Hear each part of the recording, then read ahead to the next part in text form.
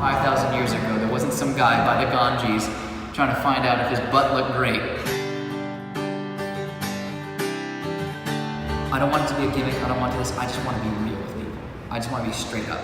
I want to be straight up with my teachers, my staff, my students, and be straight up with them, and I think people can smell bullshit a mile away. So if you put less bullshit on top of things and less crap on top of things and sugarcoat things and put a t-shirt on top of yoga that says beer yoga, bro yoga, whatever it is, and just unmask it and say, this is what it's all about. Hey man, it's for everybody, and I'm here to show you what it's all about. It's more than just the physical work, because right now yoga is just looked at as a physical work that makes you look really attractive to attract somebody, whether it's the same sex, opposite sex, whatever. People are just trying to look really great. Everyone's like, I just want to look hot all the time. I just want a yoga butt. I just want this. And you're just like, wow, we are really straying far away from the essence of yoga. I guarantee you, 5,000 years ago, there wasn't some guy by the Ganges trying to find out if his butt looked great at that point.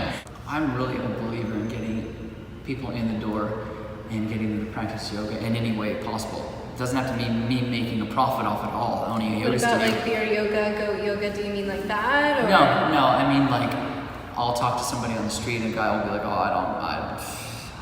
I can't practice yoga, it's just stretching and stuff. I'll be like, come to my class as my guest and see what you think. To get them to have an experience, and they come in and take the class and they'll be like, what the heck was that? And whether they come back right away or they don't come back for a couple of years, that experience and that memory of that guy gave me a class just to come there and try it, and it just was crazy. It just worked me and all this. It's gonna stick with them, and it's gonna be something they can reference. So whenever yoga comes up in a conversation, whatever, they can have something to reference to, and their experience of it will be something that's like lingering in their subconscious, and they're like, oh, I really gotta go back and do that. Like, I just taught a private before this and haven't seen the guy in a year. I think that if it's presented with just a drop of the philosophy with a lot of the physical in the beginning, it becomes very digestible. The great thing about yoga is everything about yoga is phenomenal. People start doing a yoga class, like I have guys who come in here and do their first yoga class they've ever done, and they sweat buckets, they're strengthened by all the crazy, warrior two, planks, triangles, everything that is incorporated in it. They feel so incredible because they've also opened parts of their body that have opened before. They find that it's more than just stretching, and at the end they're so tired and so open and so clear that you give them like literally 30 seconds of philosophy. They'll be like, oh, I really like what you said at the end. It doesn't have to be something that's like, pushed on them through the entire class, like, oh, I'm trying to like, sutra beat you, like the Bible beat people, but you're just implementing a little bit through it. I think that is going to help open up the gateways for them to look for something more and to actually want to know more. Culturally, one of the downfalls of being born into a male body is that you get deeply conditioned by the media, society, culture, everything around you telling you that you have to be a certain way and think a certain way, act a certain way.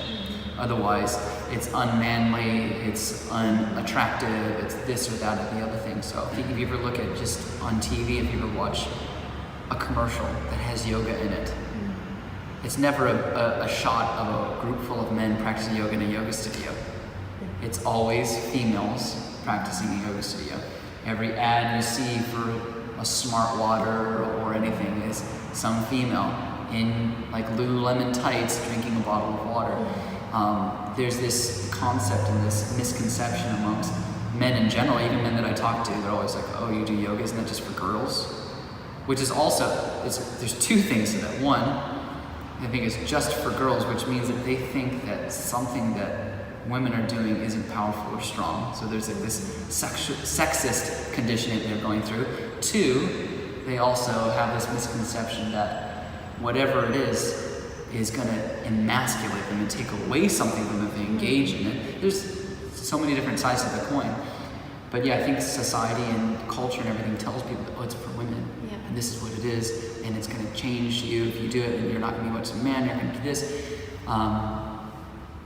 So if they can change, and the only way it really can change is, I think a lot of people have to help with the process of altering the picture of what yoga really looks like to people.